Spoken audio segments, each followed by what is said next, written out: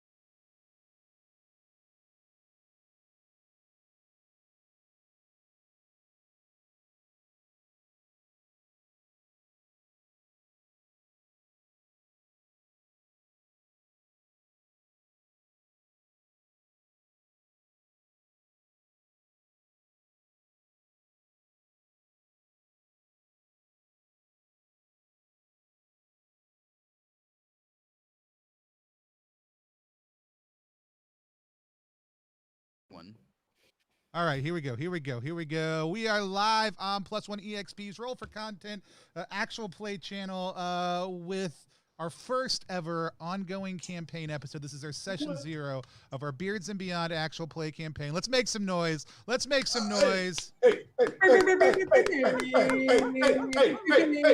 This is exactly what everybody tuned in for. My name is Tony Vasinda. I'm Chief Alchemist here at Plus One EXP. I'll also be our Beard Master for this ongoing monthly campaign as I invite these three phenomenal people, as well as extra people who will be jumping in as guests for short arcs, to traipse across my own twisted creation, the Whiskerverse, which you can find by getting, or you can discover by getting a copy of, which, why don't I have a copy of my own dang game in front of me? I don't know. Because I memorized it all. It's all in my brain. You can go to plus1exp.com, click on games, click on Beards and Beyond, and get your own copy of Beards and Beyond if you want. Also pick up some beard balm and soon coming lip balm, lotion bars, and other stuff, all inspired by classic tabletop culture. If you want to min-max your way through your day or have a little bit of a low-key LARP that no one else knows about but you, go check out everything we do there. Also, all the money goes to paying our editor for the videos we do, graphic designer for other stuff like that, or just goes right back into tabletop RPG culture.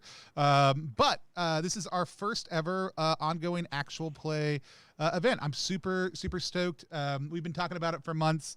And this is our 0 session. So if you're not familiar with a 0 session, it's character creation. We'll do a kind of a little bit of an orientation to the universe. We use something called the script change mechanic for safety in Beards and Beyond. The entire thing is done in kind of a cinematic feel. So we'll have challenges that we overcome as kind of scenes or episodes in an ongoing saga and series. But if anybody ever feels uncomfortable, they can say kind of pause, let's go back. We'll set a rating other than language probably at the very beginning for where we want to go.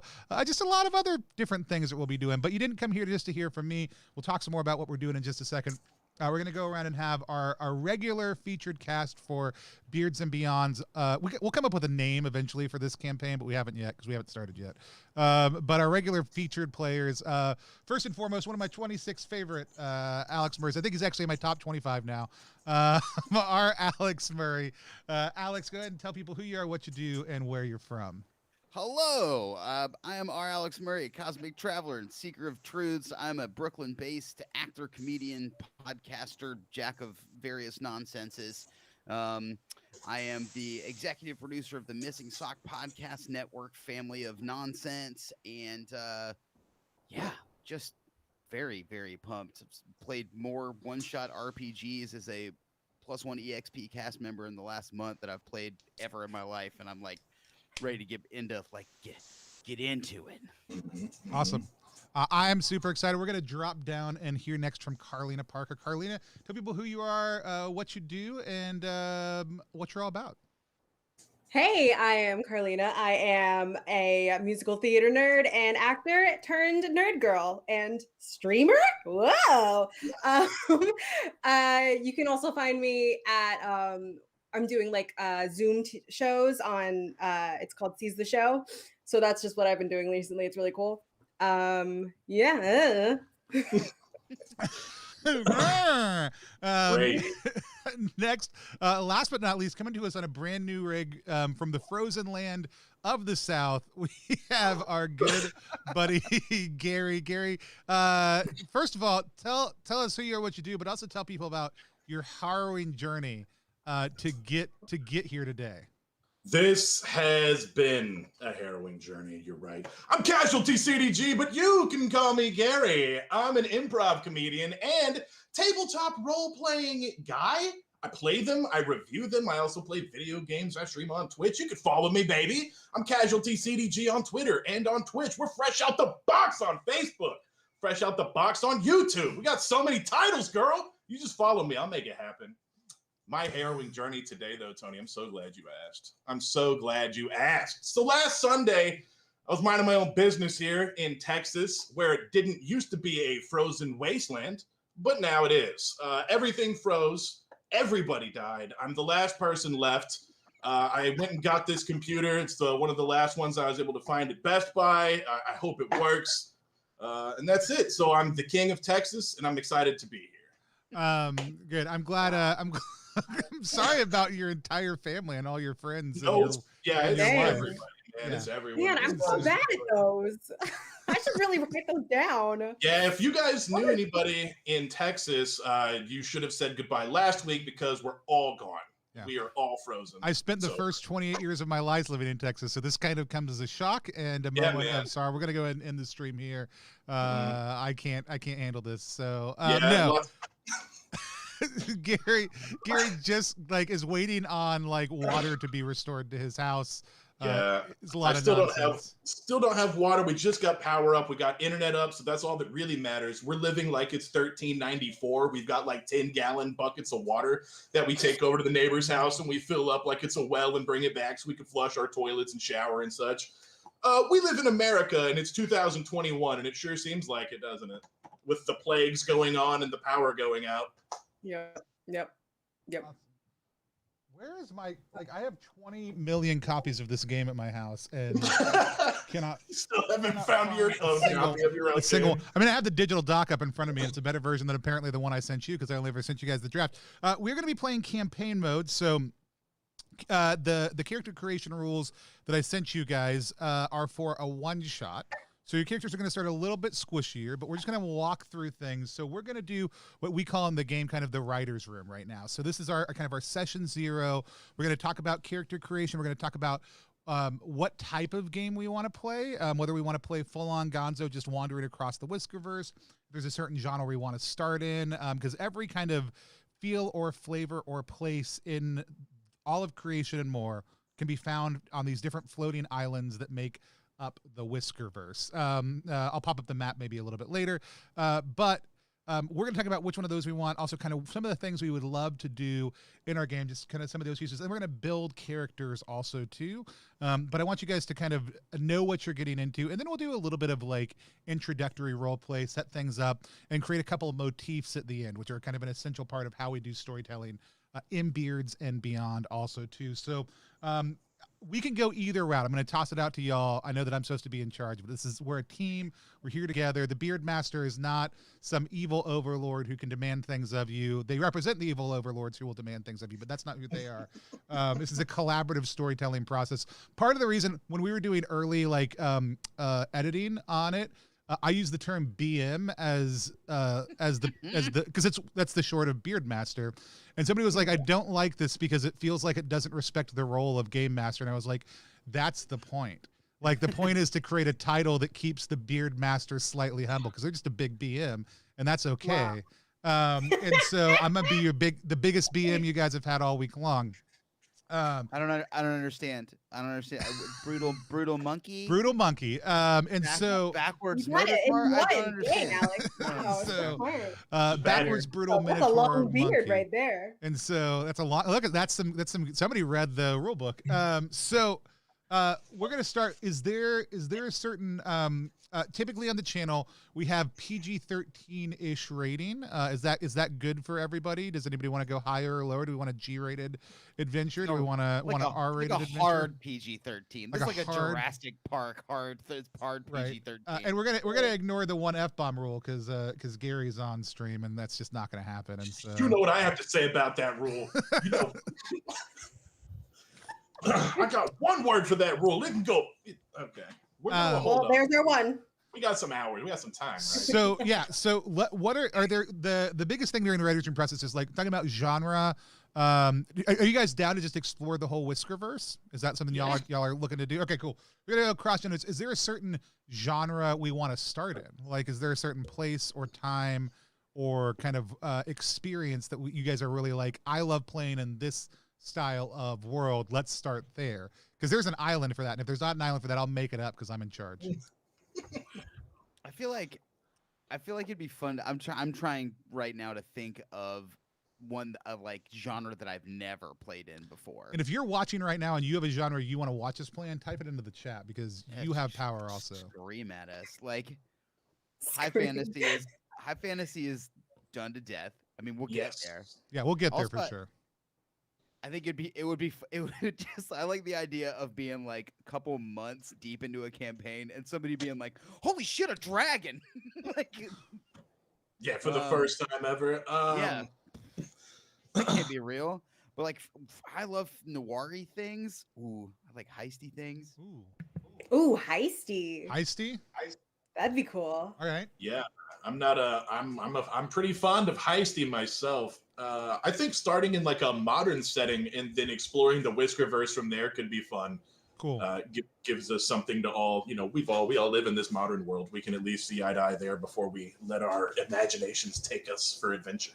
Cool. So semi-modern setting. They're all a little flavored. So do we want to flavor it a little bit more like near modern, like cyberpunky? Do we want to flavor it a little bit more like maybe more antiquated, like slightly Victorian modern? Like give me a little bit of a flavor. We can stick modern, but we can also go. There's one island that's called Chrome Rome, which is basically modern but with a lot of gladiator stuff and weird Roman culture bits thrown in also too. I like that. Here it is. All right, I've got them now. Ooh, deep space. I've never played a deep space campaign, but that's on my to-do list in the upcoming future. I want to have I want to campaign that shit, We're gonna get there. Yeah, girl. All right, so we've got heisty, we've got modern. We can figure out if we want to flavor to it a little bit. We've got those two elements. Are there any other pieces y'all want to make sure are kind of included in at least this opening session? Oh, do you mean pieces of the like themes you want to see us explore, villains you want to see us do things to, like elements, like sometimes it's like highlight, like I really love themes of this, like, and we'll get into some of how that works within the setting, but what are maybe some themes that we want to explore? And if everybody knows, we didn't talk about this at all. Like we didn't talk about this at all. It should seem evident that we do not know what we're talking about. We don't know what we're doing. But this is a full-on zero session. Like we're figuring it out right now, live in front of you. None of this confusion is scripted, and so I love toppling oligarchs. That's always fun.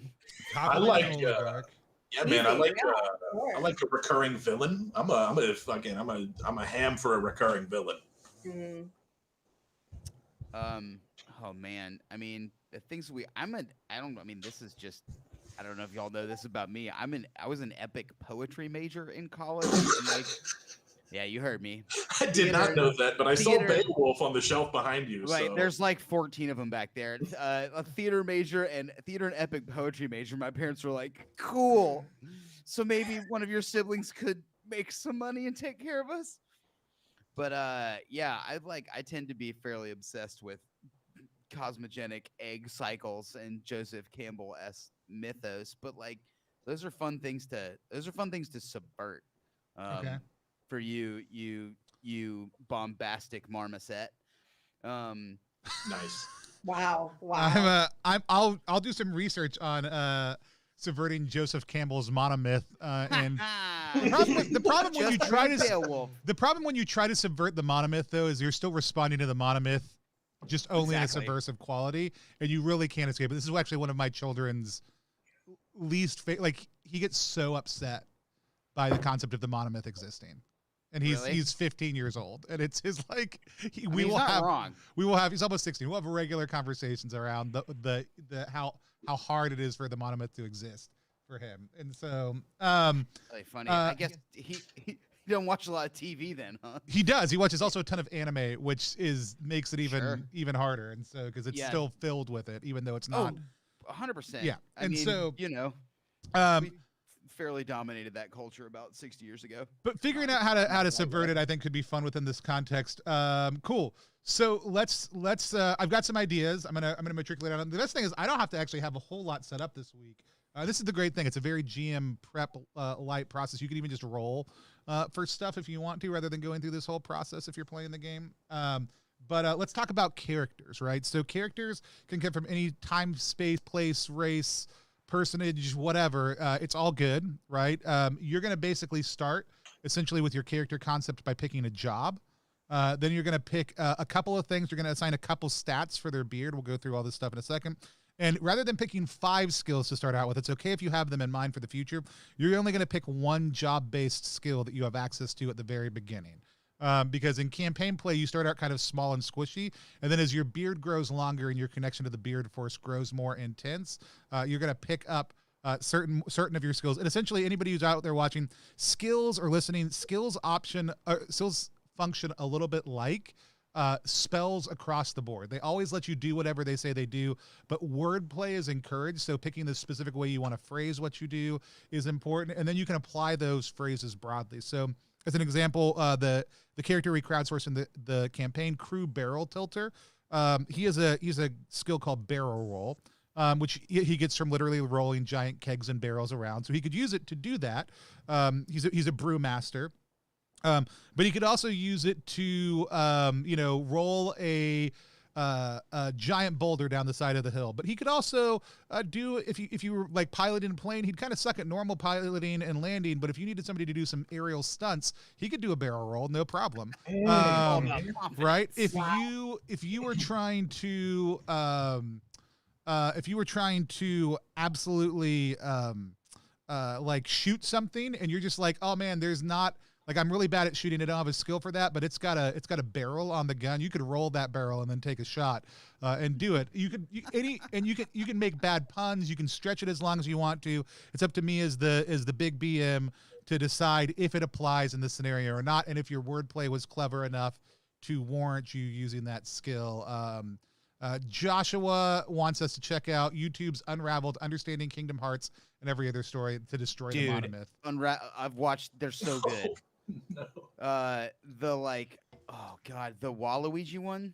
Get out of here if you want to subvert some Western tropes. Yeah, BDG's the man. Yeah. So we are. So, anyways, with that said, I know some of you have ideas about your characters. Some of you don't. Your characters don't need to know each other.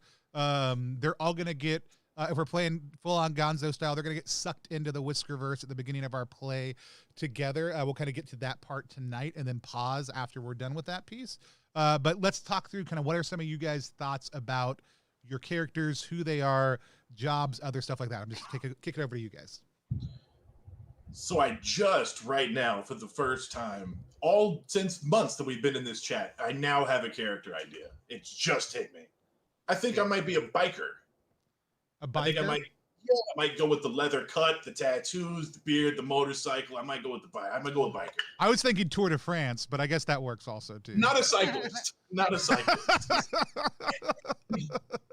So you're gonna be us/the biker. So that's the job you're kind of thinking about. Anybody else have a job idea? Because character creation just starts with just picking the job. Golf pro. Nice. Small clap. Golf pro. All right. Carlina, any thoughts, any ideas on your character? Yes, I have 3. Okay. First question was gender role wise, is everyone have a beard in this universe? Not everybody has a beard, and not having a beard doesn't Whiskerverse. automatically make you evil. It just means you don't have a connection to the beard force, and a lot of things and people have beards. There's actually a whole classification of individuals in the real world known as whiskerinas, who are women who either grow or build beards that are just largely ornate structures, and then they have their own competitions.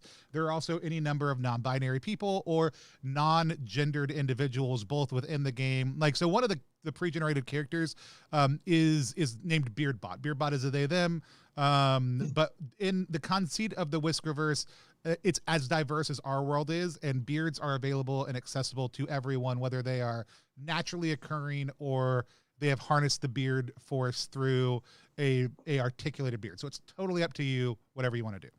Okay, brilliant. Just didn't know if it would be weird. I either have an idea for a bearded beautician, which like a high style kind of, Yo, she could call her whole it. franchise the Bearded Lady, and it would be so good. Yeah. Yep. Okay. Just real quick, the other two I had like well, just let's skip the second one. I like the third one better. It was like a deep thinker. A deep thinker? Yeah. Like a I just bearded imagine her philosopher? stroking her beard a lot while she Excellent. thinks. I like both of those. So one of those will have a little bit more of a kind of probably end up feeling more like a healer / cleric, given the general straight of things. Like, though the style is basically your social skills. So, I mean, essentially the question is like, do you want to play a charismatic individual who probably has some healing strength also too? Or do you want to play like a deep thinker who can grok the realities of the Whiskerverse? I think those are the kind of the two things you're kind of debating between with those two. If we're gonna get meta about it, I think the golf pro that I have in mind is like sort of a warrior monk character.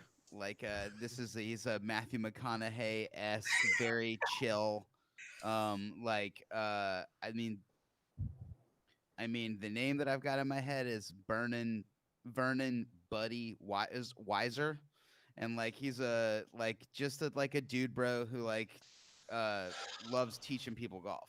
So like, if we've got a flippy floppy acrobat monk zen dude, and I'm assuming, Gary, that your biker is going to run crap over and smash. My man. just a feeling we got That's that right. you'd be Punch Man. Maybe a tire iron or a lead pipe, but something's getting smashed. Yeah. For sure. Most likely kneecaps. Yeah. God, at some point, I'm predicting that I'm calling this shot now. There will be a golf cart motorcycle inside race of some sort. Yeah. So when we get higher up in levels, you guys will absolutely. So like Gary's welcome to start out with a mystical motorcycle if he wants to, or a lead pipe, or a magical vest, or whatever. You can. However, people do access certain vehicle abilities later on in higher level play also too. So once you guys level up, everyone gets a vehicle. If you already have a vehicle, we'll basically open up a couple of other options for you in that. So like, don't let that limit you now. Be so tricked out, dude. Yeah. And so, Hub holders. So I absolutely look forward to the day where we have that experience. So yeah, so exhibit all up on my cart. So you're thinking kind of zen, flippy golf dude. Yeah. So like the like Venn diagram in my head is like Matthew McConaughey, Kevin Costner from Tin Cup, Bruce Lee. That's the like. Wow. Okay. I mean, to really round it out, where my head is, because I thought about my flaw. The flaw is Tigger. He is gleefully, insanely, unstoppably competitive. Like everything's gonna look like a game, and he's always gonna try to win it. Excellent. All right, so we've got all those things kicking around. Carlina, does that help you know where you want to land at all? I don't know. There's a lot to think about. I mean, those are still both fightery dudes. Sorry. Those are fighter dudes. Yeah. Neither of my ideas are fightery. Yeah, both of them are good balance to that. Like somebody who can basically corral / understand what's happening around that group. Or the talker who can get us out of trouble. Or the talker who can get you out of trouble. Or into trouble, and then everybody else has to deal with it. Like both of those things are a lot of fun. And again, no character has to be just one thing, right? So later on, if you're like, I want our character to understand some deeper mysteries of the universe, we can figure that out within the context of a beautician. Or if you're like, I want them to be really eloquent, like oratory to philosophy to oratory is not a big jump either. So you're not stuck with one thing within that. I think I want to do the beautician just because in my head she puts flowers in her beard, and I think that would be really cool. It is one of my favorite things. There's a picture of me on the internet. I'll find it later and share it with you guys of just me with like 100 flowers, like they're small paper ones, just like woven into my beard. Flowers in the beard is good feels, and I love that idea. I love the idea of like the beard cultivation things that can come up with that, even potentially long term. So we're thinking bearded beautician, excellent. And I asked this a little bit. So like you guys will all get pulled into the Whiskerverse if you want. If you want to be local to it, you can be. You'll just be somebody who's from wherever we start out, essentially. So it is totally up to you. There's no requirement for you to be from there or from the real world. Either one is fine. Default kind of assumes you're getting sucked in, but both are permissible. So does everybody want to get pulled in as part of opening play? Is that part of everybody's feel and desire? Okay, just cool. Yes, pulled in through a fucking golf hole, Space Jam. Awesome. Yeah, everybody gets kind of their own scene to open up with that kind of tells us what it looks like for them to get pulled in, and that kind of helps establish some of that feel and that flavor. So we've got that. Okay, so everybody knows what their job is. If you have a character sheet in front of you, go ahead and write it in there. If you don't have one printed out, just make a note somewhere. I'll have Johnny work up actual full character sheets with you guys with art once we know what your characters look like. But you guys will have to do a kind of an initial pass on a drawing also too, at least. And so so after that, you guys are going to pick one skill your character has. This isn't the only thing they know how to do, but it's the only thing that they can basically use for a skilled action, right? So it's probably not bad to think of 2 or 3 that you like, and then just maybe pick the one that you think kind of defines them the most. All the things about being a beautician, you know how to do, right? All the things about being a biker, you know how to do. All the things about being a golf pro, you know how to do. This one thing, the Beard Force has empowered you to do at more epic levels, right? And allowing you to take a skilled action, which in game and mechanical terms lets you add a stat to that skill when you use it. Yes. You guys have ideas for what you want your first skill to be, and you guys will have a month to finesse this afterwards. So if you change your mind after we're on air and you're like, no, we'll just talk about it at the beginning of the next episode, so that everyone out there who's already subscribed will absolutely track with any of the changes. Is there a skill you guys want to start with? Is take a beating a skill? Take a beating a skill. Yes. Absolutely. And you should think about the specific phraseology. So if the words you want to use is take a beating, that's great, right? And so if you want to use other words like get hit, like that's fine also too. Like, it's up to you the specifics of that, and you can play around with it. Yeah, go ahead and write down take a beating to start. All right. I want to float this. I had a couple ideas. I don't know. I got hit by a lightning bolt last night. And just was like, this dude popped into my head. I think I'd like to call it short game. And in my head, it's like the ability to get zen and focused under pressure. Is that like sure short game? But is that like, I think those words I can have fun with wordplay wise. Yeah, I like it. So the concept is like you basically can bring in your awareness into what's right in front of you. Exactly. And pay attention to like immediate things at the detriment of the wider whatever. And this is primarily used for putting.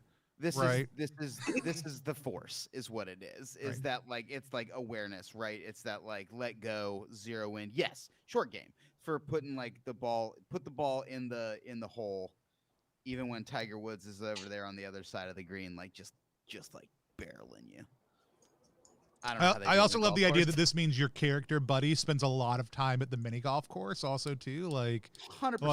Like mini golf. Plays in the big leagues, but spends time at the mini golf course. Like like at one point, ESPN 7 did like a little special on him because he would like go and like he would like on tour he would always visit the local mini golf courses. I just And, imagine you like hustling families for money, like little kids, and their dad's trying to mind his own business. You're like, hey man, you want to put 20 on this 18th hole right here? No way. I want to help the little kids. What he would do, I think what Buddy would do is like he would try to coach, and he would get like it would get in trouble because he would see a kid like not doing well. He loves to teach, and so he would like want to go help, but their dad would be like, "Hey, stoned weirdo, get out of here." And you'd be like, "No, man, everything's cool. I'm just trying to." Stone I'm just trying to Weirdo help was you my out." nickname in high school. Yeah, nice. All right. Yeah, So like the competitiveness is like he doesn't want to. It's like that the idea with my head. I don't want to beat everybody. I want to win. If that makes sense. right. The Right. difference there. And winning begins in the mind. So we've got take a beating, we've got short game, and then Carlina, what are you thinking for your opening skill? I did have that idea of like some kind of upkeep, like that would translate to being a Healy thing. Sure. A little Healy Bobili. I'm not sure what to call it though. Yeah. So it depends on a lot of different things. So if you like, you could just take like beard care, right, as a very broad skill, but I also feel like that may hold you into just the healing early on. So like you could take like style early on, right? And that might be like, okay, I can't use this to help every beard in every situation, but like I could basically do certain things to help with that. You could take Glow up. Yeah, glow fresh up could be cool. I like that. That's So- a good. Yeah. Cool. If you like that, yeah. So go ahead and mark that down. And then, so that's the only stubbly skill you guys are going to start with.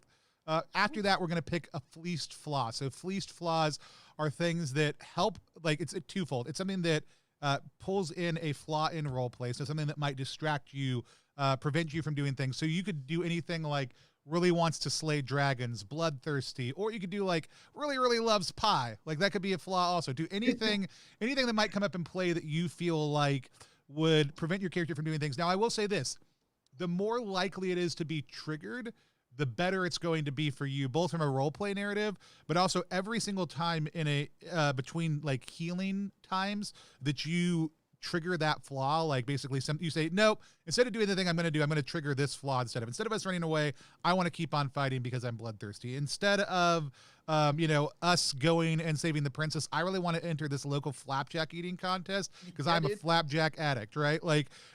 Anytime you trigger it, you're going to get a bonus to your next set of like healing rolls that helps you recover your skills or your hit points. So go ahead and kind of think about like how likely it is for that to be flawed.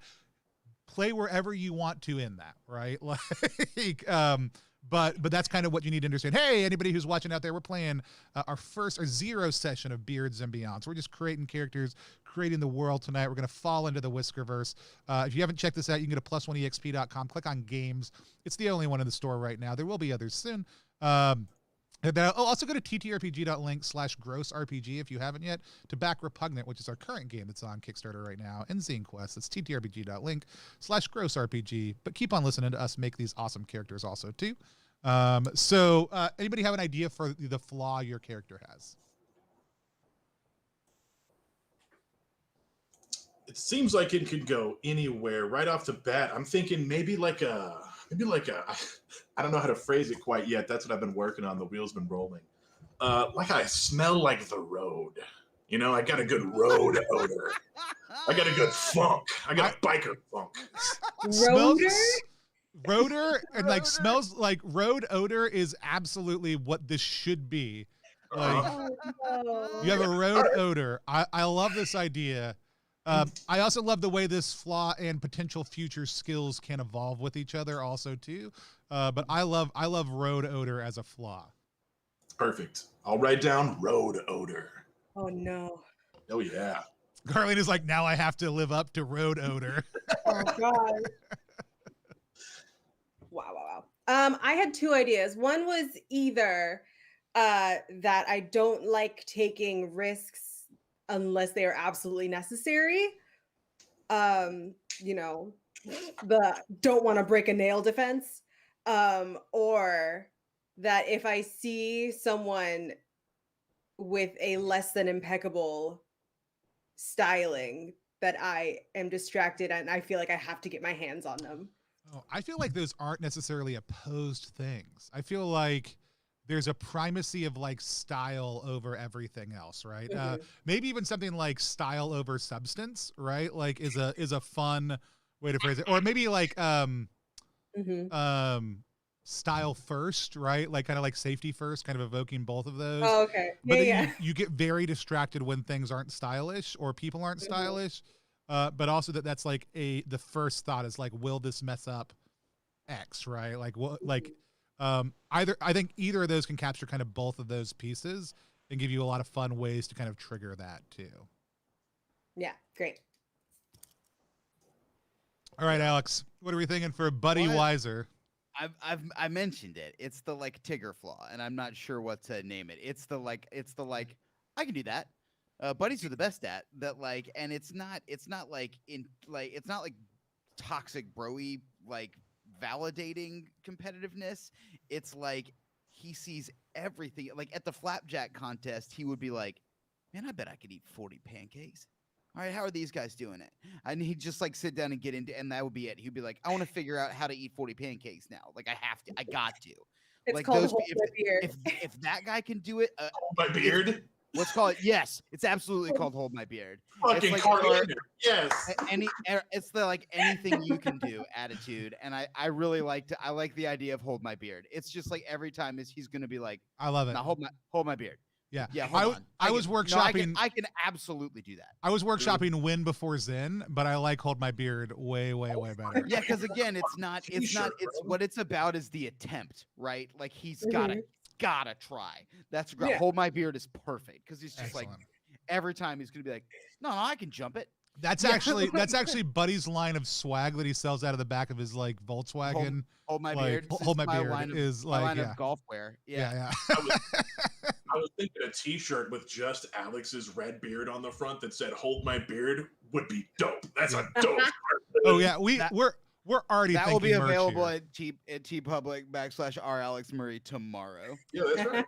Yeah. And so yeah, no, I think that 100% matches. So the next thing we're gonna do is we're gonna establish our raiment and our relics. So we're gonna talk about what your characters are wearing and what they have on them. So like anything related to your job is totally reasonable, right? So you can go ahead. There's a gear and notes section. You can go ahead and write down whatever your character is wearing. And then you're going to write down like whatever they have on them that's relatively reasonable for this thing. Like, I mean, there's not a major economy system in Beards and Beyond. Most things are barter or like, hey, you got to earn it. There are different forms of currency that you guys will absolutely end up with different forms of, but just like in any narrative first game, like that all kind of takes a backseat to like, well, how much do I really want you to have the thing you're trying to buy, right? And then the other item that's really important to think about, though, is what's your relic. So your relic is basically one item that embodies your connection to the Beard Force and the power that it has in your life, and it is connected to your job. It's going to start out as just whatever that item is, but as you grow in power, you will add adjectives and flavor to this item also, too, that give me a little bit of a sense of what it does, but also mechanically, once per session, you can sacrifice this item, which means it will dissipate into the Beard Force for a period of time and then reappear at a future point, either when I think it's appropriate, but at least at the beginning of the next session.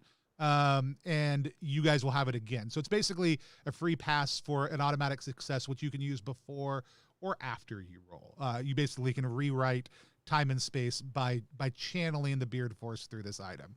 So it is the most important thing you have. You essentially cannot lose this item permanently. So tell me kind of what is the one item that you think signifies your character and their connection to the Beard Force? Motorcycle. You can't be a biker without a motorcycle. Oh my god. Yeah, I was trying to think. So I was like, maybe the leather cut, right? Because you can't be a biker without your cut. And if you lose your cut, you're out. But like, if you don't have a bike, you're not a biker. So what era? What I mean, I do want to know. Trigger all the hate mail from the biker community at Gary. They're like, you know what? All we have is cuts. We don't even have motorcycles. What do you know? It's an attitude. We do need, and we should come up with a better, like we can workshop a name right now, but if we come up with a better fake brand of motorcycle that's facial hair oriented. We can toss that in later. But what's the brand of your motorcycle? Like, tell us about this motorcycle that is a hardly baby faced. No, it's a Harley Davidson, right? A Harley Davidson. So we get it figured out. Yeah, and I'm thinking, like, I say modern era, like a 90s 2000s big chopper of a motorcycle, black, beefy, big, the big exhaust. Sounds like you fire up a boat when you hear it going next door. Smells like gasoline. Smells like that road odor. Oh yeah, that road odor. Does your motorcycle have a name? It certainly has a name. I don't know what that name is. Okay, we'll come back to that in a second. Think about your name for your motorcycle. That's not normal, but it just seems. I think it makes sense. And really, functionally, in canon now, anybody who wants to name their item off the bat absolutely can. It just doesn't provide a mechanical bonus. But I think it's a fun thing that everyone should do. And so, Alex, Carlina, do either of y'all have an idea for what you what your signature item is, or how it works? Yes. I think I have, it's basically like a little, like a carry-on bag, but it's like, I don't know if you've seen them. It's like a giant, like beautician's like office in like a little bag, like a roller bag. Yeah. So that's what I was going to just say scissors, but then Gary came out with a bike and I'm like, oh, I can just say scissors. You're like, I need to level this thing up to the point where I can put a motor on the back of it and ride it around, apparently. Yeah. Have you guys seen like the airport luggage that you can like sit? Like, I couldn't because I'm too big, but like that you can sit on and like ride around in the airport. It's like, yeah. Okay. Yeah. So hover it's luggage. Just a travel like salon. Yeah. It's like an attaché case, basically, right? Like, is that? I don't actually know what an attaché case looks like. Like something I'm the Avonist Avon lady would carry. Yeah. Right. Yeah. It's like a roadie box, but a little bit smaller and cuter. And like when you hold it up like this, it goes and like levels out into like. I love it because I also love that yours doesn't necessarily have to disappear, but like the concept of like once per session being able to like whip something out of that's like super essential, or just clobber somebody real hard with it. I think is phenomenal. Tell me a little bit. So we've established like it's kind of this big like toolbox, briefcase, carrying case thing. It kind of unfolds. You've got all this stuff in it. Tell me a little bit more about what it looks like, and what's a little bit about what's inside of it, if it has a name or any other thing else. Tell me a little bit about this case. Yeah, I kind of in my head, it's kind of like it's a little bit bag of holding, a little bit like robe of useful things, where you kind of just set it down and then you keep unfolding it and impossibly it keeps getting a little bit bigger, and it like has like a mirror, like a chair folds out so you can like sit someone in it. It's got like all of the necessary articles of like scissors and clippers, barbicide, and like there's even like a little cosmetics corner, just like everything you'd need to turn someone from ew to yay. Ooh, yay, I do. Yeah. I love that. I don't know if it's that. I think that's the long term. I like it as like almost a steamer trunk concept, right? Where it's like it's just this big, but then like it pops up and it's bigger and there's more space inside. I think is a cool place to kind of start. And you can like flip it open and like someone can sit down, and it's basically like it's almost like your beautician's studio in a case. And I love that. I love that look, that feel. That's awesome. Sweet. I want to know if it has a name. That's great. I'm going to come back to you for what is the logo or image that's on the outside of this thing. I do want to know that a little bit later. So think about that. We'll come back for it. So Alex, tell us about Buddy Weiser's item. I mean, Buddy is not a materialistic man. He loves his time in nature and his time on the links, but he does love one thing. The 2021 Callaway Maverick. It is got a graphite shaft, 13-degree face for maximum drive and loft, and an all-new, totally redesigned, custom flow head for the lightest drag in any driver ever. He saved up, he waited in the mail, and now it is his one true prized possession, and he calls it the Buddha. Buddha. I'm down with it. Two notes I wanna take out. Callaway, if you're out there and you're watching right now and you want to throw some money our way, it's the Cagaway. That's great. Otherwise, we're gonna change the name to something that just parodies you without actually giving you credit. Yeah, and we'll just spell absolutely. Maverick normally instead of Mavrik. Yeah, so, yeah. So Callaway, come at us with that money. You know what? Actually, he doesn't call it Booty. He calls it Goose because it's his sidekick and he loves it. Oh, nice. Yeah, that was Maverick. my second thing was going to be like, how much Buddhist appropriation do we want to do with Buddy? Was going to be my next immediate question. Lots. Okay. But like in a Zen in the art of motorcycle maintenance Right. kind of way. Like he's not a Buddhist. He's Right. But like, be prepared for me to like talk about the difference between Western and Eastern approaches before I like try to eat 50 pancakes. Which Alex has a good background for out there for anybody who is wondering. This is not an uninformed. Yeah, as a player, I mean, like, I think we can use Buddy right as maybe a dig for new spirituality ish. Right. Like he's got a crystal in his pocket. His Instagram account is absolutely images of Dr. Manhattan with New Age spirituality quotes thrown over. Yeah, as a throwback from our episode the other night. I think it's even more chill than that. I think it's like one level of like nerd up. It's that like it's just like teabag level. You know what I mean? Cool. Like tea sachet level. Yeah. I love it. So I want to know what did we end up with? Caligway? Oh no, we can do a beardy. We can do a beardy. Workshop it in your brain, but I also want to know like, what's the sock? This is it. It's the newest, nicest thing, and he actually like he saved up and bought it as like like an exercise in materialism. You know, man.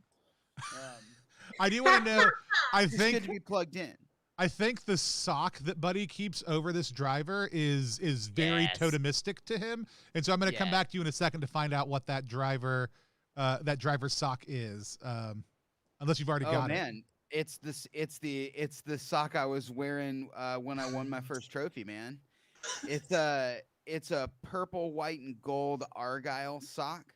My grandmother gave him to me, and everybody gave him hell for wearing them because it was like in high school, and he was like, "Well, who do you think you are?" And he was just like, "Hey, man, it's my lucky socks, my good socks. My nana gave them to me," and he had the still the best round of his entire life, and he's chasing that perfect round again. Like he was just 100% plugged in. He wasn't thinking about it. He was 18 years old, and like there could have been a bunch of pressure on him, but like. He just threw it off, man, and he just like talked to the course, and he was there, and so that's the sock he keeps. All right, I'm gonna need you to send me the details of that sock that you just said out loud later. Purple, gold, and white Argyle. Yeah. I know that I won't remember 2 days from now. So, all right, Gary, did we come up with a name for your sweet hog? Razorback. Razorback, love it. Love it.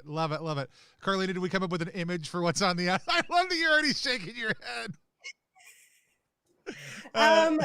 Yes, I think it's a silhouette of like a lovely bearded lady and her beard with roses inside of it that kind of looks like a rose bush. Oh. Yeah. I think that's what it looks like. I feel like, and we don't need it right now, and I'm not going to make it come up, but I feel like there's got to be like some Sailor Jerry-ish like tagline underneath that image that like on like banners or something that we see. We don't need it right now. We can come up with that later, but I love that. I love that image. I'm also going to need you to tell me that later on also again, because we're gonna put Johnny our artist to work on character stuff for all you guys. So it's gonna be a blast. By the way, if you're somebody out there who's an artist who wants to do some work with us on this, just drop us a line. Johnny is great at layout and graphic design, but he's not an illustrator. We'd love to work with somebody on some character art for this. No, I love it. I love everything we've got going on. So the last thing we're gonna do for character creation. Which, hey, by the way, guys, this could all be done in 5 minutes. We're doing it narratively for your enjoyment. I just said, like, everybody write these things down. We'll do it character creation for Beards and Beyond does not take an hour. It takes 3 minutes. And so we got to talk about your stats. So at level 0 at character creation, you are going to start off with just 2 stat points. The stats in Beards and Beyond are length, thickness, style, and growth. Length governs all mental actions, attributes, abilities. Thickness covers physical actions and attributes, with a little bit of caveat that growth overlaps on that just a little bit. We'll touch on that in a second. But if it's a physical ability, action, other things like that, it's going to be determined by your thickness. Style is going to be your social and kind of charisma stat, like how well you are at navigating social situations.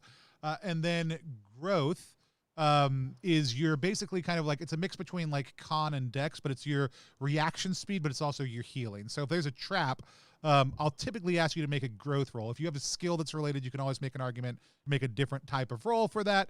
But it basically like is your reaction time a little bit, but it also determines when you roll between rounds, how much you heal when you heal, when your beard grows back, basically. That could all be modified by how many times, like abilities, how often your flaw comes up, all kinds of things like that will impact your healing process also too. But at default, that's kind of what each one of them does. You're going to choose based on your description to tell me how your stats affect the role you're trying to make, right? So you can say like, okay, I want to try to talk my way past this guard. That would typically be a style roll, but if you've got a really smart way to do it and you want to approach, say, I'm going to approach that more as a mental action of me really reasoning through this with this guy, or I really want to just flex my giant muscles and intimidate this guy, you might then be able to make a thickness roll instead, right? So you can there's a negotiation process for what stat might apply. Overwhelmingly, you can also just roll with no stat applied. You can make an unskilled roll. Stats only come into play when you're using one of your skills, of which you guys at this point only have one. We'll start adding those in pretty quickly because the first few levels come pretty fast because we use milestone advancement. We don't use XP. So you don't have to kill as many things as you can or talk your way past things or figure out traps or anything like that to get XP. At the end of our first actual session, you guys will automatically go up a level. And then after a couple more sessions, you'll go up another level. Just kind of depend on how quickly you guys make it through the first couple of murder puzzles I have for you or whatever we end up doing. How quickly you heist things, because that's where we're starting out is in the heisty realm. So with that said, let's pick a couple of stats that your character is going to start with before they enter the Whiskerverse. So tell me kind of where you're putting your 2 stats. And that doesn't mean you don't have any thickness or any growth or anything else. Basically 0 is normal human level. 1 is that you've got a little bit of a connection with the beard force in that stat, and therefore it has gotten longer or thicker or more stylish or more growth. It's the supernatural reality of your beard. Should we be putting 2 points in 1 or 1 in 2? That is totally up to you. There is no limit theoretically on how high stats can go. However, it's ideal to have at least 1 point in any stats because you cannot use a stat you do not have a point in. But if you just want to go heavy in off the bat on one of them, that's fine because really that's for level 0. At level 1, you get an additional stat point that you can drop somewhere else if you want to. So you're about to get a third anyways. So okay. You can kind of figure that out. But if you want to go heavy on one, that's fine. If you want to spread them out and be more of a generalist, that's totally okay also. I think I'm going to take a style and a growth.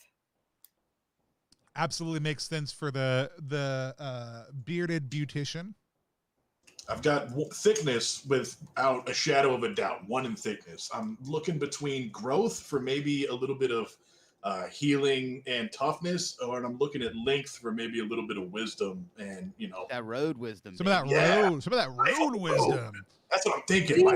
Yeah, that's some life experience right there. With the odor comes experience. Yeah, that's the smell of experience, son. Great oh, God. Yes, let me shampoo it. I'm afraid it's just going to ruin your shampoo. Now I smell like the road and also shampoo. Yeah, all right, so I went with length and thickness. I went with 1 and 1. All right, cool.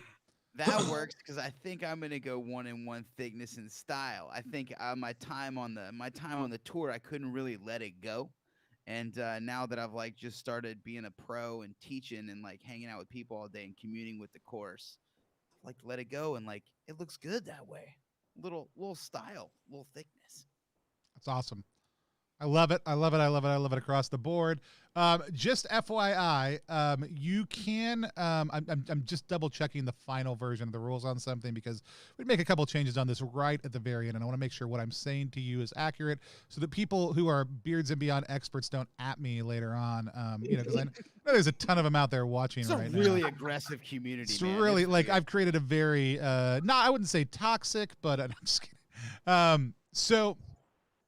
You can't. Your characters can die in Beards and Beyond, or they can be dissolve into the Beard Force more properly. That happens when you basically lose all stat points in your beard, and I actually think we made it so that it was -1, and that is what I'm double checking on right now. But I think we're gonna pass on that because I don't expect any of you to die right off the bat. But the biggest time you take a risk and have to worry about damage is when you make a skilled action. If you're making unskilled actions or you're making free actions, the likelihood that you will get injured is only if you ignore obvious threats, right? When you make a skilled action, you call upon the Beard Force, there's a level of strain on both your body and your beard at that moment, which then you will tell me if you fail what happens to your beard to make it shorter, marred, messed up, whatever it happens to be, to the corresponding stat you rolled with, causing you to lose a stat in that a point in that stat temporarily, right? So you will gain those stats back when you choose to heal when you have the option to. And certain abilities like Glow Up might be able to heal you on the spot, right? But if you don't have an ability for that, then you won't be able to. And also, if you take a hit and then the Glow Up fails, like that would be a hit against the person who did the Glow Up, and it would not necessarily succeed for you. So again, you just got to be careful about these things. You guys will be squishy early on, but you can essentially think about yourself right now as having like 7 HP, right? Like you've got or you've got the 4 to start with at 0 because you've got to be at -1 for it to be something that you cannot use that stat. But you've also you've got those as kind of the baseline of your health, but you've got that extra point that you've pumped in anything, and then the one you're about to get also too once we start play. So just FYI. You can also temporarily forget your skill in order to roll 2d6 and add the total together instead of 1d6, which will basically turns any skill you have into an overwhelming narrative control spell-like effect. But essentially with only one skill, you can only do that once, and then you'll only be able to make unskilled rolls the rest of that session, or until you get to a place where you can rest and recover and let your beard kind of grow back out and choose to kind of grab some of those skills back. So that's just a little bit about play, just so y'all are aware. I know that you all read the rules intensely and intentionally, but in case you didn't, and for anybody out there listening, that's a little bit about how it works. So otherwise, when you make an unskilled roll, you roll 1d6. When you make a skilled roll, you roll 1d6, and you will add your stats to it. Right now, you guys essentially are capable, if you roll like a very high level of basic superhuman abilities, unless you tap the Beard Force, and then you're capable of even near godly effects if you roll incredibly well. But for the most part, we'll roll kind of in that like semi-impossible level. But you don't know any of that yet. So the last thing we need to do, the last 2 things we need to do, if we haven't yet, we need to pick a name for our character. And then you also need to draw or sketch your character, which we don't need to do. I mean, if you've already done that, that's great.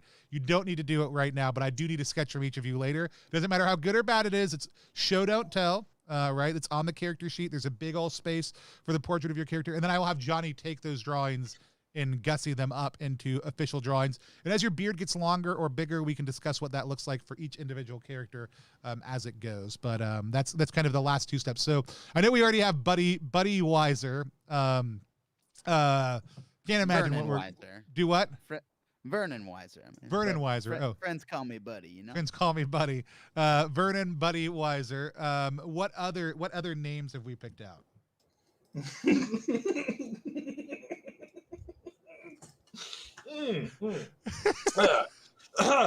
I could be. I don't have a last name yet, but I was thinking I could be Harley, and I'm actually David's son.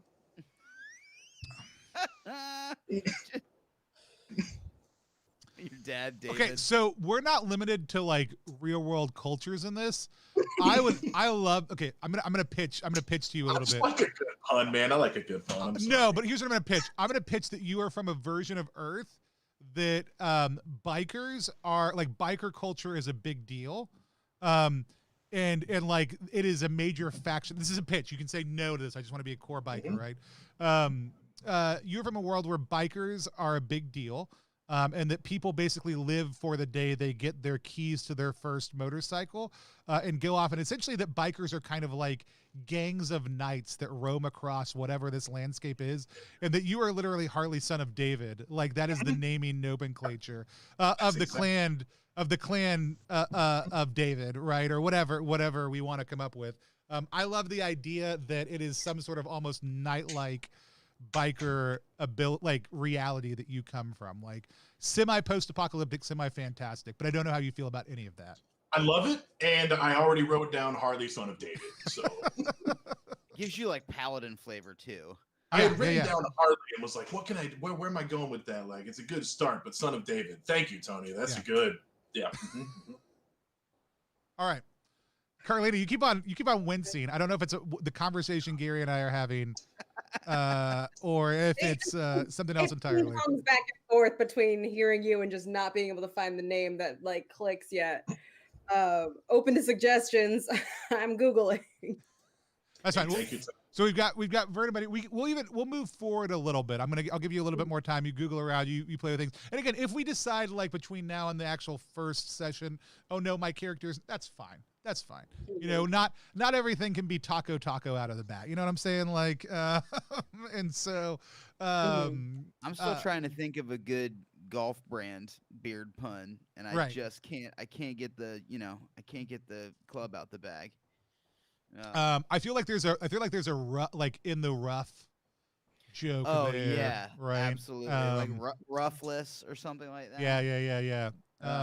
We'll definitely Google around. If anybody has a good idea out there for a facial hair based pun golf name or good name for a bearded beautician, go ahead and toss them down in the chat below. I like to just mess around with other languages sometimes for little things and then see what kind of wordplay will hit me. It's fun when it's like 2 or 3 levels off where it's like I know this joke will pay off eventually, but only after I have explained or laid the groundwork for 2 or 3 things is kind of my level. That's even better, man. That's a pun of a next level, right there. Yeah, we're an hour and a half into the game. Like you guys, we talk about the game we played together last. Like, Richard Tinker Tavi, which I wanted everybody to call him the Mongoose, which is just a Ricky Tikki Tavi, like rift that paid off once, and that was it. That's all you need. So anyways, take your time thinking about it. We're going to kind of go through. Actually, we're going to take a 5-minute break. Here's what we're going to do. We're going to take a 5-minute break. We're going to come down. Everybody watching right now, just tweet out about this to your friends. Tweet out, share it on Facebook. We're going to take a 5-minute break. We're going to come back and we're going to dive into kind of our intro scenes and getting everybody pulled into the Whiskerverse. Yes. But we're going to take a break real quick, come back and do that. We've created our characters. We've kind of set up where we want to be. We got this heisty modern feel. We want to topple some oligarchs. We want some recurring villains. We want some epic poems and mythos. But we're going to come back and we're going to do our opening scenes, and we're going to establish some motifs, which I'll talk about when we come back. And we're going to give ourselves 5 minutes to take a break real quick, and I'll answer any questions you guys have because, like, we're not actually going anywhere. I mean, we are if we need to, but take a break. We're going to the funds area now. I'm going to the Whiskerverse. That's a terrible joke.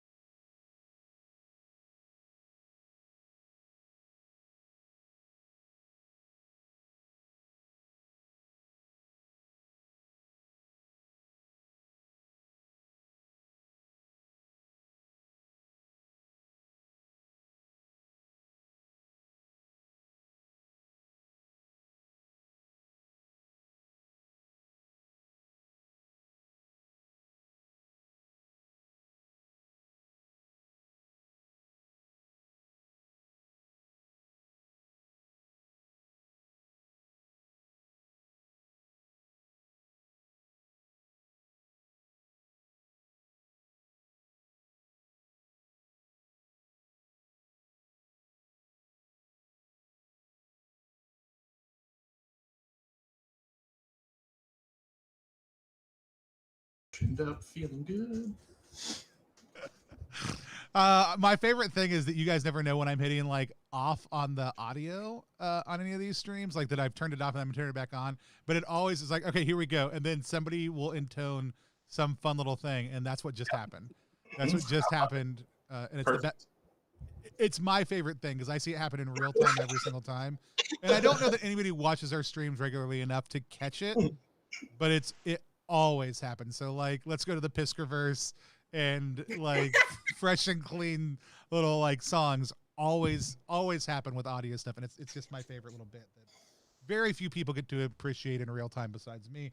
Hey, my name is Tony Vasinda. We're playing Beards and Beyond, which is a game I created last Zine Quest. You can get it if you go to plus1exp.com, click on games. You can check out everything that we do there. All that goes to helping support the people who create content on our channel or create the things that help us create content on our channel mostly, as well as going back into tabletop role-playing game culture. So if you want to help out some awesome creators, we've helped fund a couple of independent games over the course of the last 2 months because of you guys' support and really appreciate it. Also, right now, if you go to ttrpg.link /grossrpg, you guys can also check out the game that we have live right now, Repugnant. It's the world's grossest RPG. It's the current title we're working on with our friends over at Terrible Games. We funded really, really quickly. And as is normal for Kickstarters, we've kind of stalled out, but we stalled out more than I've even used to. But Texas was also completely inaccessible last week, and I have a lot of friends in Texas. So I'm hoping if any of them are watching or on the stream right now and they haven't backed the game, that they're able to go do that now that they have internet access back. Well, I told you everybody in Texas froze to death. All your friends are gone. Oh, that's right. Never mind. Anybody else, please go back to Kickstarter. It is absolutely fun. I love everything I did with Beards and Beyond. There's a thing I created for Repugnant. It's called the Covered in Chit system. Like, so Beards and Beyond system is founded in Follicle. I love Carlina's like, the Covered in Chit system is, I think, probably the best thing I will ever make for a role-playing game. Like, we're going to talk about my favorite aspect of Beards and Beyond right now, the motif system. But the Covered in Chit system, it's a D2 system, but you fling all your D2 chits onto this print item called the heap, which has this kind of oracular quality to it, and where they land and how they land determines what happens based on your roll. And we're already hacking it into another game that I'm making with a friend named Eric Streed, but it'll be totally hackable for anybody else too. So that's the Covered in Chit system as part of Repugnant. I'm super, super excited about it. You go to ttrpg.link /grossrpg to check that out. I should have said that before our followers dropped during the break, but whatever.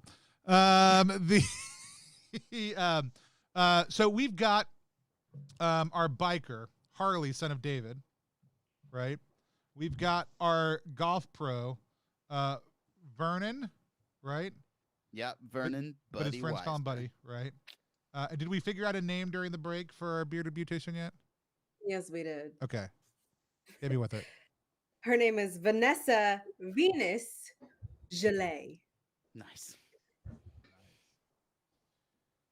It's spelled Gillette. You pronounced it Gillet. I'm sorry, that's Gillet. I'm sorry. That's Venus Venus Gillet. Gillett. That's a cool Gillet. name. Nope, Excellent. that is not it. Excellent. So y'all are not together right now. You are each in your own homes, or in your own normal lives, doing the things that you normally do throughout the course of your day. So, who wants to get ripped into the Whiskerverse first? I'll go. All right, Alex, tell me what a normal day looks like for Buddy and the circumstances specifically in which we find Buddy at this moment. Where is he at? It's just another day. I mean, he has returned to his roots after a couple years on doing okay on the pro circuit. Pro Tour is out there playing with pros, and he found that he really was tired of competing in front of cameras and really just wanted to compete with himself and play other games. And he had started doing some charity events as part of the tour, and remember that he really liked teaching. He liked working with kids.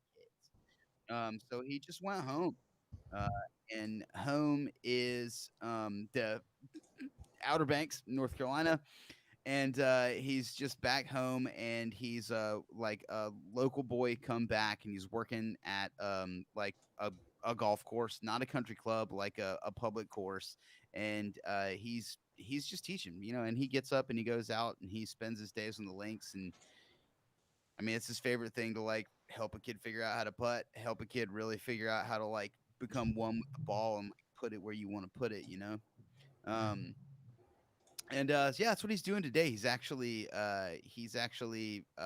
got a private standing lesson uh, with his grandma, which is really cute. That's her favorite way to spend time with Buddy, and so she's got a standing lesson. They play for an hour every week. She comes out, and it's a way for her to like put a little. She like tips him $1 every time, which is really cute. She's like, "Here's a little something extra for my buddy," and yeah, so he's just out on the course with Nana Visor. Um, And, So as you guys are on the course. You have this normal process that you work through with Nana. You work on her drives for a little bit, which is it's pretty draining for her. So you don't go as long as you would with a normal client. You want her to be successful. You want to train her. She's also called you out on it a couple times. Nana's also in killer shape. Yeah. Like not frail Nana Weiser. Oh no, absolutely not. And you guys have found that sweet spot of like what is enough time, right? What is For not. sure. And then you work on that medium length game, those chip shots, getting out of the sand traps, what does it look like when you're not going for like full power, but really focused on that short control. And then of course you did the favorite part, the part that she really taught you when you were a youngster, but now you're in the process of helping her kind of discover again, and that's the short game, right? And so Absolutely. you're focused in on the short game. You guys are going, you're almost at the end of that lesson.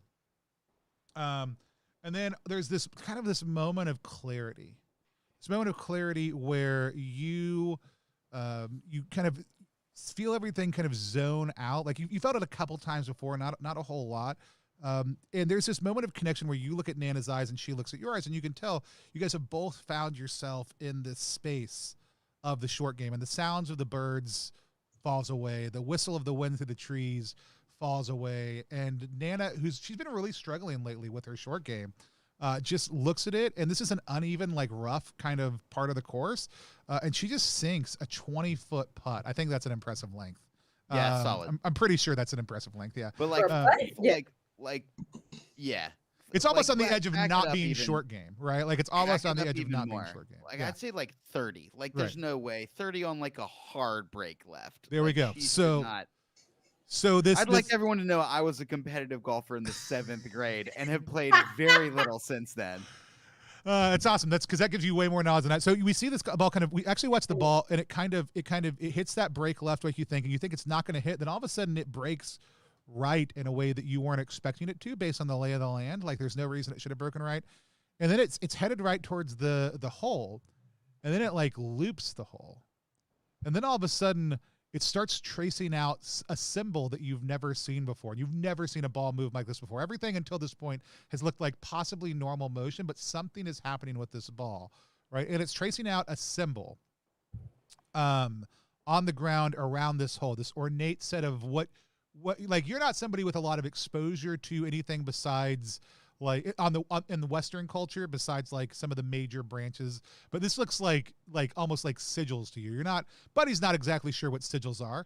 No, I don't think I mean, more into like, the Taoism, but like where like Winnie the Pooh's concerned. You know what I mean, man? Right, Like, right, we're right. about keeping it chill. Like he's seen The Big Lebowski like a lot of times. Right. And so you've seen language in other levels, but you've heard people talk about sigils, and you're pretty sure that's what this is. And there's something about the hole, and they're kind of tracing them around it, and all of a sudden that hole's getting wider and wider and wider, and the hole is getting bigger and bigger and bigger, and it's coming at you, and it's coming at Nana. What do you do? Oh dang, is this Space Jam? I think he's just, if it's coming at Nana, he's got I mean, it's coming at the only both thing of you. That hole is getting bigger, and it's getting bigger quick. Right, but if it's coming at both of us, like his instinct is to preserve Nana for sure. Like if it's coming at, he's gonna immediately try and put her in safety. I've only got 2 clubs on me. I've got my putter because that's what we were practicing with, and of course, always Matt Goose with me, my trusted sidekick. Yes. But like I think immediately I am going to, I mean, just like pick her up and try to like move her out of the way, which is an insane instinct to like stop a hole like you're trying to stop a truck, but that's where we're at. Yeah. So you kind of grab Nana and you don't like toss her, but you like gently like shove her, like usher her towards the edge. And you actually almost see this moment where Nana like leans into this, what seems like an invisible force. You know how like earlier everything was kind of fading away. You realize she's at the edge of the short game. Like the zone in which you felt zoned in on, like she hits the edge of that. And then she starts to bounce back towards you. As she does that, you're falling backwards into this hole. You're falling down and down and down. And you can see Nana above you. She is falling down too, and she's reaching out exactly like that. She's reaching out her hand to grab yours. You're reaching out your hand to grab hers, but they don't connect, right? And then everything fades to black. All right? So we're going to name a motif now. Motifs are important in the Whiskerverse. They're important in Beards and Beyond because they're story and thematic elements that we'll come back to over and over again. But we're going to name a motif for Buddy right now that has emotional or visceral significance to him that he can trigger in certain situations to give him a +1 on a roll. So I think based on the scene we just kind of played out, this is going to connect to your Nana. I'm going to go ahead and say, without a doubt, I think Buddy he falls into this situation. He sees his Nana falling after him. A little bit of like meta narrative flash forward. You're going to end up in the Whiskerverse, right? Which means the Nanaverse. I know it. And she's going to end up not with you. And so we're going to name a motif. So it could be a goal that you have. It could be something related to the sock. It could be a quest that you're on, but it's some way, shape, or form something that's important about you and your relationship with Nana and how that drives you. Tell me what a potential phrase for that motif might be. And this is something that you, or actually in the future, as other people kind of get connected to it, can trigger to get that +1 when necessary. Okay. I think that, and maybe help me to find the like actual motif language here. I think that a big part of also why Buddy plays with Nana is that she taught him how to golf when he was little. She could have gone pro back in the day, but like that weren't a thing because times used to be even worse than they are now. And they were like, get off the links, lady. I don't know how old Buddy's it is. And he feels like he had let her down a little bit. There's like a nagging part of him that feels like he should have brought her back like a jacket, and he never managed to do that. And like he got tired of the like, you got to be better than everybody else as opposed to just like trying to play your game. But it feels bad. So maybe it's like make Nana proud and like not abandoning her in the Whiskerverse. Well, we don't know where she is yet. And I'll go ahead not and abandoning her wherever she went. You know what I mean? I think make Nana proud, right? Yeah. Is an excellent, like very broad, cool motif. It names something that you feel like drives you. Now I will say, because of that, it may be hard for other people to trigger that initially. But if you guys ever encounter Nana, if Nana ever becomes a reality, if other people have connections to their grandma, whatever, like it may become something that people can trigger. Or when people are trying to interact with you in certain ways, they may be able to trigger make Nana proud to give themselves or you a +1 also too. So that's nice. A motif that we're gonna summon, is what we call it. We're summoning that motif into existence. Making Nana proud is now a motif within our game, right? And nice. So that's it. So we're gonna pause on Buddy real quick. And who wants to go next? I can go. All right, Vanessa, right? Yeah. All right, Vanessa. So tell me a little bit about the circumstance in which we see Vanessa. What was Vanessa's day like? Where is Vanessa at? What's happening in Vanessa's world right now? Okay. Vanessa obviously wakes up pretty early, goes to her new salon that she owns. She's very proud of it. It's still pretty small. Clientele's very, sparse, but people who go there love her. And Mhm.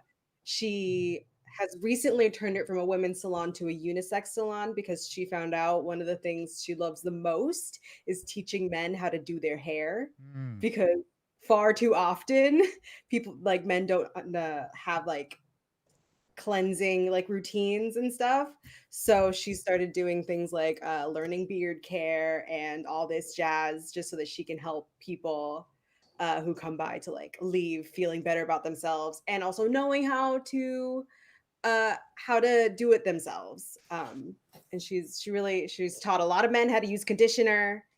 It's been great. She's very proud of herself. Specifically, Beard Balm. There's this giant rack in the back that just says +1 balms on it. You can go to plus1exp.com to go ahead and pick up your own balms. You can use the discount code missing sock or whatever. What did we come up with? Did we come up with one, Alex, yet?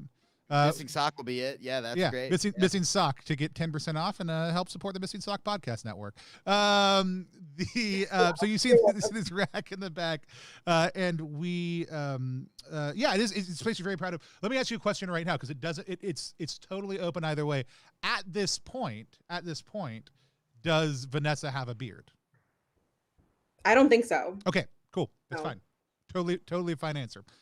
So we see Vanessa going about sort of normal day. We see people come in, people go out. Are you thinking like 1 chair, 2 chairs? I know it's a small operation. What are you thinking? I think it's like a little 3-chair thing. Usually there's only ever one full, Right. but like on really busy days, she'll have like some other people in. Right, cool. So it's like, hey, here's the spot. I'll have the next person go there. I'll clean up whenever I get a chance to. On Saturdays when things get busy, I've got a friend who comes in and somebody who helps sweep up. Right, very very simple, very low key, very well put together, I imagine. Tell me about the clients that come in and that you see over the course of the day. It's a lot of like friends who used to come to like her house when she had a little salon just out of her garage. It's a lot of people that she knows by name that she'll see once a week or like once every other week to like just trim up. Every now and then she'll just like see someone walking by on the street and be like, hey, like I have some advice for you. Do you want to like come in for like a free consultation? So she'll like do what she needs to like drum up her own clientele, that kind of thing. Awesome, love it. So you're gonna go through the day. It's been a slower day than normal, but actually, people who came in were pretty generous tippers, which is always good. Everybody paid cash, which is even better. So, a couple people came in. You were able to comment. There was this guy who came in who his beard had a lot of good length to it, but it was matted down. It was flat. There was no life to it. And you just, you came in and you gave him this kind of glow up, this experience of kind of revitalizing it. You shampooed it, you washed it, you conditioned it, you gave it a little bit of a trim. Tell me what kind of how you shaped this beard specifically. What did you do to this beard? It was kind of like the chef's kiss of this guy's beard. Oh no! Now I have to like learn about beards. No, just like it completely detached from reality. What did you do to this guy's beard that was extra amazing? Well, I think it was definitely like one of those things where like he was going for length, but he really didn't like care about like the health of it. So like the ends are all like frayed and dry and stuff. So I really like went in there. I chopped it off all like the dead stuff. I really gave it a nice shape and form. And now that it's just got like a robustness to it where it's not as long as it used to be, but it feels much more significant than it did. Like before, people would not necessarily be like, oh, that guy has a long beard. It'd be like, that guy's a gross beard. And now they're like, oh man, look at that guy's beard. Awesome. So just general overall, like glow up, like I said. And you finish, you kind of release this guy. You're sweeping up kind of the ends of the hair. And all of a sudden, you look down and your kind of case that you use to keep a lot of your supplies. And obviously this is your shop. It's hanging there all the time. But you notice that like your scissors aren't in it, and that they're missing, right? So tell me about your process of looking around to find your scissors. Well, I check if I put it in like the like antiseptic that I usually stick things in when I'm done using them or when I, need to use something else. If it's not there, I guess I look in all my drawers, check under some like towels that have been like thrown about. So you look around and it's not in any of those places, and all of a sudden you look up and you feel a little ridiculous because it's sitting right on top of your case, which you never put it there. Like it's kind of, you have to kind of bounce things there intentionally, and it's kind of sloppy, and you would never, like, hair scissors are not cheap. You know, this is the ones you just got for using with beards, so they're relatively new. They were a little expensive, you know, because you take care and time with things, and as you reach out to grab them, right, they start to fall and tumble off the edge of this case, and through that you see this kind of whirling like nebula in this kind of rent of space that they're leaving behind, and as they fall kind of in slow motion in your mind to the ground, what do you do? I try to catch them so they don't get dinged. All right, so as you reach out to grab them and you connect with them, all of a sudden you like actually loop your fingers through the two finger holes, and then you feel them kind of tugging and pulling you into this empty space in front of you, and you feel yourself tumbling through the air, kind of head over feet, and you're kind of prepared for the impact with the ground, but it never comes. And as you open your eyes, you are falling head over feet through this space, and you see something that reminds you of the life you just left behind. What is it that your character sees in this empty space around them that reminds them of the life that they just left behind?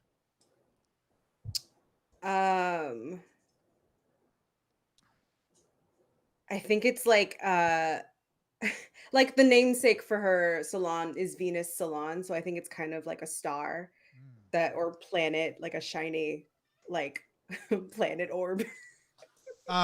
I love this. Let's see. You kind of see this giant, like there's all these stars and everything. All of a sudden, as they shift in the sky, you see what you all of a sudden, like, you've looked at it because you were doing research for your shop, and you looked at both like the astrology as well as some of the traditional art of Venus, how they're depicted, Mythology. right? And you see in front of you this what is obviously the planet Venus, kind of green and yellow. And beautiful, and all these accents with this kind of swirling gas cloud all around it coming into focus, and then all of a sudden the clouds part, and you see this beautiful woman riding a seashell, classic Venus de Milo like imagery, right? But she has this incredibly thick beard. It's a beard that you like are like, oh man, if I could just teach people to have beards like that, like it would change the world, right? And then you kind of fall into the water that is surrounding Venus, and we'll come back in just 1 second. Let's think about all the things that just happened, and let's name a motif, a desire, a way that this has changed the way that that Vanessa perceives the world around her. Leave things better. Ooh, leave things better. Cool. It's a good motivation. Let's give it a little bit more to that. Leaves things better so that what? Like, let's give us a concrete thing that helps us know when we're triggering a move.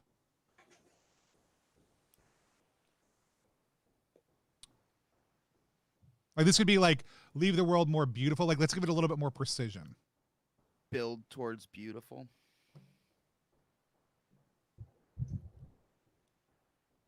It could be about transformation also too. Anything? I'm gonna put. What do we start with? What did we start with? Make things beautiful. I said leave things better. He said things better. Let's leave that right there for right now, and let's think about it, and we'll come back. Also, the thing that I said, I think, is a website company's slogan. So, which is like, what did you say? I think build it beautiful. It's not ours. We can't Squarespace, build it beautiful. We will get Squarespace, you and Callaway, come at us. I'm gonna leave things better / beautiful right now. We'll come back to it. I just want to give it a little bit more kind of specific quality to it that we can come in, we can name, like specifically we know when you're triggering this particular motif. Same thing. This is kind of a personal motivation. That's fine. It's very internal. but other people can also trigger it to you when they need to remind you of it. You can invoke it, other things like that to create this motif. We want motifs to be as concrete, and it's about how your character kind of perceives the world around you. So we'll come back to you in just 1 second. Gary, tell us a little bit about Harley, son of David, what they're doing, where they're at, what their life is like right now, and how we find them in the circumstances of their ordinary So day. what I see is it's like sundown. It's like 6:30, 7 o'clock in the desert. It's a long strip of blacktop highway. The sun's going down. You see cactus. You see a buzzard eating something in the road, and then you can hear in the distance the rumble of a motorcycle approaching. That's awesome. It gets louder, and you see on the motorcycle this guy. He's just got a leather cut, no jacket, no shirt underneath, just the leather vest. On the back, it says "Sons of David" at the top, and on the front of his jacket, where his name is at, it says Harley. His beard's blowing in the wind over his shoulder. He's got a bandana on and just cruising. Harley, it's been a while, but he's always on the road, in between gas stations, in between pool halls, in between bars. It's always getting gas or getting into a fight for the Sons of David, no matter where they go. Awesome. So we see Harley. Is he by himself at this moment? Yes, he is by himself. He's ventured out from the camp where the Sons of David are set up. It's just him and the open road. He's just going out, and this is a totally common thing. Just go out and feel the road, right? Like let it soak into you, let it fill you with its odor. And you, as you're kind of cutting down the road as the sun sets, you I think love this moment in the day, because it's this moment where all of a sudden the sun has dropped beneath the horizon, but it's still light. But the moment is coming where that light will vanish, and for half a second, it's neither day nor night. And I think that is the point at which potentially Harley feels the most alive, in this moment of uncertainty, where any responsibility he has kind of disappears into the background, and it's just him, it's just the road, it's neither day nor night, and he can just be in a way that he can't always be when other people are around. So this moment happens, right? And you usually expect, as it happens, that the sun dips down below the horizon far enough that the light fully fades, and then the stars pop into completely visible kind of transcendent twinkling. But this time, instead of that happening, as you look up for that, all of a sudden you hear a goose honking very, very loudly in the distance, and your attention is kind of thrown away, right? You look at the desert, hell yeah. Right. You look at the road in front of you, and all of a sudden there's this giant pothole right in your path. What do you do? I got the speed wobbles. I try to turn, but I'm going too fast, and there's only one thing I can do, and it's I'm gonna try to tuck and roll as we hit this pothole. So you got the speed wobbles. You can't get out of the way. You're gonna just tuck and roll as you hit it. So you hit the front of the pothole. You feel your wheel go down. And you feel your wheel go down further than you've ever felt it drop into a pothole before. It seems like this thing, for that split second in your mind, you're worried, is this thing bottomless? As all of a sudden your wheel hits the bottom, and what was the name of your motorcycle? Razorback. You and Razorbacks, you feel yourself start to flip and tumble head over feet into the air, and you are expecting to come down and land hard and don't know how you're going to be able to do this. You even start to begin the rollout maneuver, but you realize, like, letting go won't do anything. You're going to crash one way or the other. But then all of a sudden you don't hit the ground. You flip and you flip and you flip and you flip. And all of a sudden you find yourself tumbling through space. So let's look back at everything that just happened. And let's name one motif that hits you as you've gone through this experience. That transcendent moment of zen, where you keep going. You're not looking at going back at the camp, right? You're looking at continuing forward and pushing forward. That feeling he had, that Harley has when he's alone on that road. I think that's kind of the motif, is his I don't want to say, don't settle down. It's don't settle down. Keep pushing, push yourself. Drive Open through road. it. That's right. Go through it. Exactly. Keep pushing. All right, so we've got some motivation. So go through it, right? Keep pushing. We've got leave things better, leave things visual, make Nana proud. Let's also name the moment where light becomes dark, right? Which this is triggerable by anybody. If you ever find yourself in a moment where light becomes dark, you can trigger that motif. Yep. Let's trigger. Let's create a couple more. Let's trigger. Owning a space of your own, right? I think is a cool trigger. And then let's grab one more from Buddy's Tale. I want to maybe grab on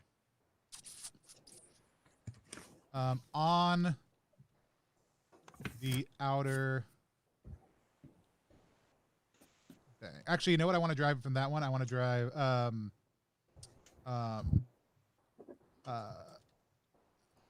the sigils of power. Okay. So these are going to let us name things later on. So when we're seeking, so we've got make Nana proud, we've got leave things better / beautiful, we've got go through, which are all good internal ones for each of you. Then we've got owning a space of your own, which is something you can use at any time. Anytime you own a space, that you claim ownership of a space, you are able to kind of hit that.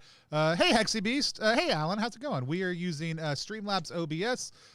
My layouts are always gorgeous. Thank you so much. Alan, head of Tuesday Night Games, or one of the two heads of Tuesday Night Games, who all of their mothership modules, the third-party mothership modules they've set up for Zine Quest are killing it right now. You've got the Hexy Beast also, too, watching with us now, too. You could really use some Beard Balm Hexy Beast. Go to Vanessa's shop and pick some up, or just go to plus1exp.com. So we've got make Nana proud, leave things better, beautiful, go through it as internal ones for each of you. People can externally trigger also owning a space of your own, which could be physical, could be emotional, could be whatever. You guys can all trigger that. The moment where light becomes dark. I think we could vice versa that also too. And then the sigils have power is our last one. Those are kind of going to be our starting motifs. Motifs are anytime you guys tell me about something that matters in the universe to your character that is emotional and evocative, you can create a motif. Now, in play, we'd have a bunch of index cards set out, and we would just kind of grab them and fill them out and have them all set on the table in front of us. I'm going to try to figure out a way to make this an easily shareable document. Actually, I guess I could just share this document with you also too. Hold on. We'll do that afterwards. But we can always add more. And if we at the end of a session are like, hey, we've done this one a lot, it doesn't matter anymore. I've left so many things better and beautiful that now I want to move on to something else. We can retire it. And then at a certain point, we can also what we call refresh them, which is kind of start them over and move them forwards. But they basically grow in power. You can combine numerous motifs into one action, but they give you a +1.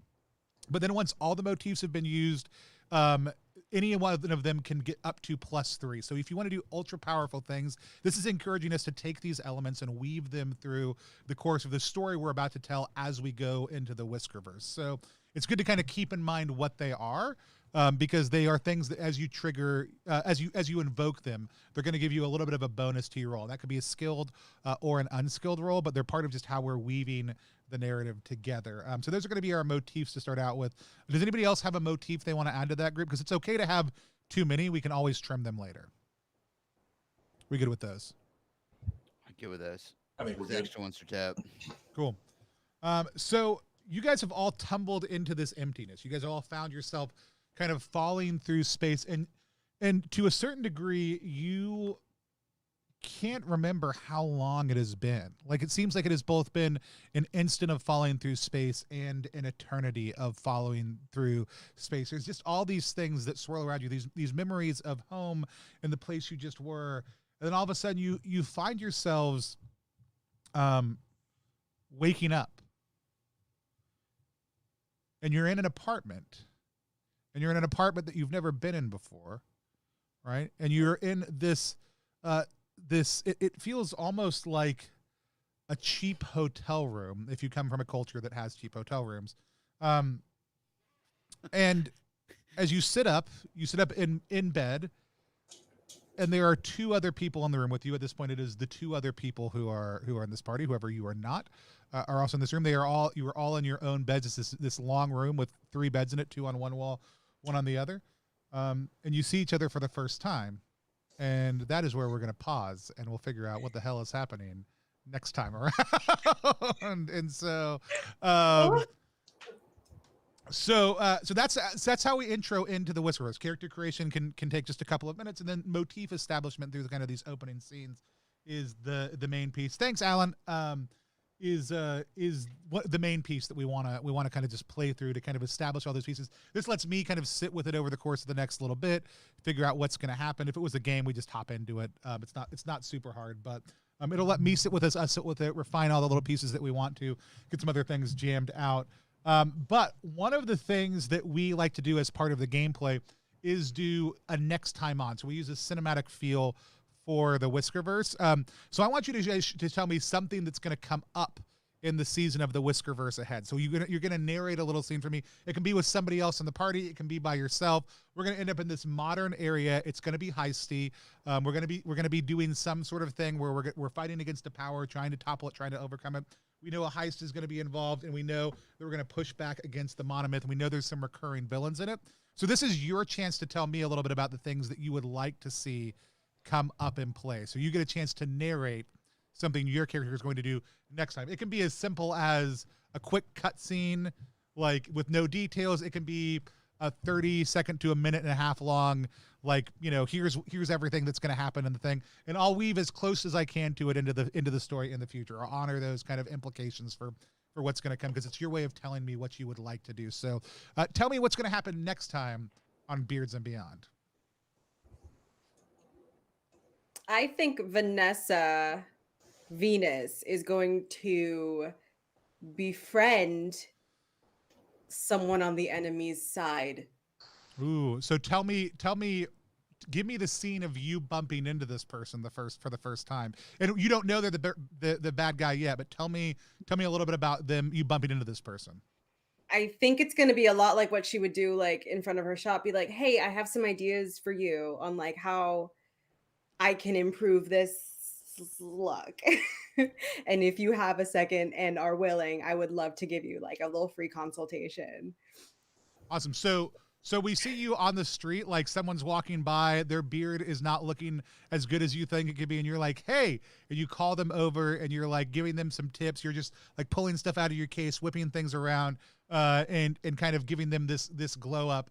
We see this kind of take place as we see Harley and Buddy just standing there in the background, kind of like, awesome. So somebody else give me a scene of something that's coming up. It's a pretty quick cut to a really high angled shot. All you can see is basically we're looking down on our 3 heroes, and like it's just a wall from like way high, 30-40 feet, and you see like you actually see like a bird fly like between the camera and all of us, and then it zooms down in on Venus and Harley looking at each other, and Buddy gets a little glint in his eye and goes, "No, y'all, I'm pretty sure I can climb it."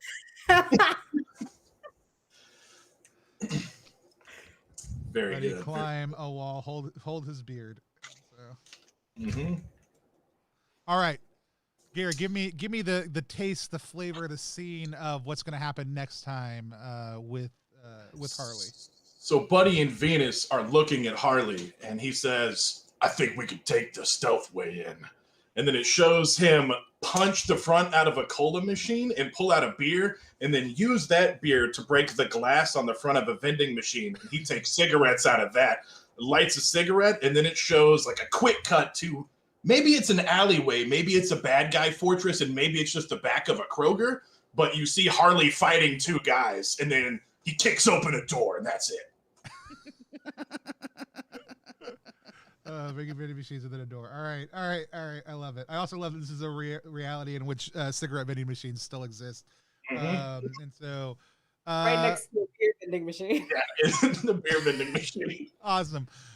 So This is so no, I love it. This gives us everything we need to do to start playing over the course of the next. So this is gonna suck. It's probably for the first little bit, but for the next little bit, we're playing once a month. That's kind of what we've all committed to. That's what we have the ability for and the bandwidth for right now. But we'll be playing every single month, going through the Whiskerverse. This first session was only a couple of hours just to get things set up. Normally, we did kind of commence play here, and we would play for another 2 or 3 hours, and usually the sessions will be about 3 to 4 hours overall. But we're going to be exploring this crazy place known as the Whiskerverse. If you guys want to check out Beards and Beyond, go to +1exp.com and check out the game there. It just launched. Orders have been shipping out for all of our Kickstarter backers. It is available for sale both in PDF or in print. It's a short little RPG. It's highly narrative forward. I absolutely love what we were able to do with it. It was a challenge somebody gave me a while ago to make a beard-based RPG. I made one. It was 4 pages long, and then I turned it into a 48-page or 52-page if you get the extended version, with a bunch of people's help last year in Zine Quest. You can go check all that out. Hexy Beast, thanks so much for joining us, along with everybody else who's been watching. The themes of Beards and Beyond are super fun to explore. My favorite thing about it is the motif system we've created, although I think the stat and the skills and the wordplay are going to be a blast. I can't wait to see what kind of shenanigans we get up with. I should figure out like a thing we all say at the end, like together in unison, that like feels super empowering. We'll figure that out for next time. Empowering. But until then, tell everybody, Gary, where they can find you online. Yay! You can find me at Casualty CDG on Twitch and Twitter. That's the easiest spot. Also, I've got the dates for when we're doing Beards and Beyond. If you want me to shout those real quick. Yeah, yell them into the void. We're doing them at March 21st next, then April 18th. They keep going, but that's all you need. Catch up with us, man. We'll be here. There's more, but are you really going to write it on 6 months of your calendar like I did? Just catch us next month, homie. Yeah. We'll be here. Third Sunday of the month, that's when we're doing it. 7 p.m. Eastern time is our new formal time. Also, at some point in the future, we'll be able to catch it in podcast format on the Missing Socks Podcast Network, but that's to come. Speaking of which, Alex, go ahead and tell people who you are, what you do, where to find you. I'm at @RAlexMurray all over the internet. I do the tweets. You can look at my Pinterest boards. If you want to see my house plants, you can just Venmo me money directly at that handle, whatever platform. That's me, @RAlexMurray. Awesome. And then Carlina, tell people who you are, where they can find you online. All right. You can find me at Carlina_Parker on Instagram, Carlina Parker on Twitter, Passionately Chill on Twitch. And if you like dice, I'm at Owl and Onyx on Instagram. I'm excited to go check out Al and Onyx. Also, too, my name is Tony Vasinda. You can find me at Tony Vasinda across pretty much everything. But you can find us at +1exp across all social media platforms or at +1exp.com. Our goal, our hope, our desire is really to help great tabletop creators to find players who want to play their games and help players find great tabletop games that they want to play. Everything we do is at +1exp.com, like I already said. But until next time, we're just going to wave at the camera, and then we'll figure out something cool we want to say. Something empowering. Something empowering. We stroke the beard. We put the hands up. We do the whatever. Something empowering. Where's my mouse? There we go. We end the stream.